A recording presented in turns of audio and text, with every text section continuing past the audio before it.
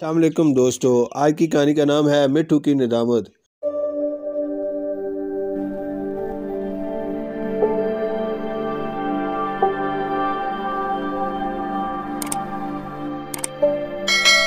ارے مٹھو، تم کیوں آج غصے میں دکھائی دے رہے ہو؟ احمد نے اسکول سے واپسی پر مٹھو کو اچھلتے دیکھا تو پوچھا، کیا آج پھر کبوتر اور مینا سے لڑائی ہوئی ہے؟ مٹھو نے اس بات میں سر زور سے ہلایا۔ مٹھو ایک خوبصورت پہاڑی طوطا تھا جو بہت پیارا بولتا تھا۔ احمد کے دادا جان نے اسے اپنے ایک رشتہ دار سے بطور خاص اس کے لیے منگوایا تھا۔ اس کے علاوہ کبوتر، مینا اور مور بھی اپنے الگ الگ پنجرے میں رہتے تھے، لیکن مسئلہ یہ تھا کہ مٹھو کی اکثر ان کے ساتھ لڑائی ہوتی رہتی تھی۔ اس کی وجہ یہ تھی کہ وہ جو بھی امرود کھاتا اس کا بقیہ حصہ ان کی طرف پھینک دیتا، جس کی وجہ سے کبوتر اور مینا برہم ہوتے اور اونچی آواز سے بولنے لگتے۔ آج بھی یہی ہوا تھا۔ مور خاموشی سے سب دیکھتا تھا۔ اس نے مٹھو کو کئی بار سمجھایا کہ ایسا کرنا اچھی بات نہیں ہے، پنجرے کی صفائی رکھنی چاہیے اور کسی کو تنگ نہیں کرنا چاہیے، ہمیں آپس میں اتفاق سے رہنا ہے۔ لیکن مٹھو تو اپنی سریلی آواز کی وجہ سے کسی کو خاطر میں نہ لاتا تھا۔ احمد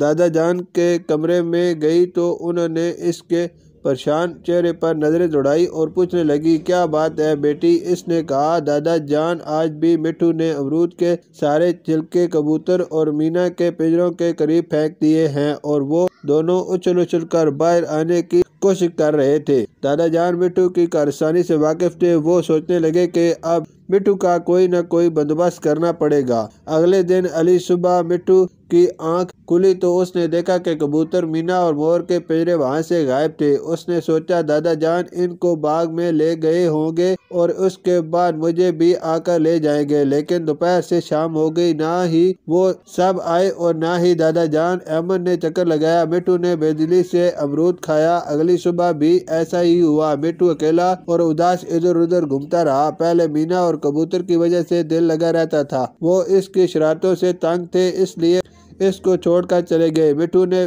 پوجے دل سے سوچا، اب اس کی مور کی نصیحت یاد آنے لگی۔ یوں ہی ایک ہفتہ گزر گیا۔ اسے اپنی غلطی کا احساس ہونے لگا کہ وہ خود کو دوسروں سے برتر سمجھتا تھا اور آج وہ کتنا اکیلا ہے۔ مالی بابا نے دیکھا کہ مٹھو نے آج صبح سے کچھ نہیں کھایا اور یوں ہی افسردہ سا بیٹھا ہے۔ اس نے دادا جان کو بتایا۔ صبح مٹھو کی آنکھ طوطے اور مینا کی چہچہاہٹ سے کھلی۔ وہ خوشی سے اچھل پڑا اور سریلی آواز میں کہنے لگا، خوش آمدید، جی آیاں نو۔ دادا جان اور احمد بھی پاس کھڑے مسکرا رہے تھے۔ وہ جان گئے کہ مٹھو کو اپنی غلطی کا احساس ہو گیا ہے اور مینا کبوتر کی بے تحاشا خوشی کے اظہار پر حیران رہ گئے۔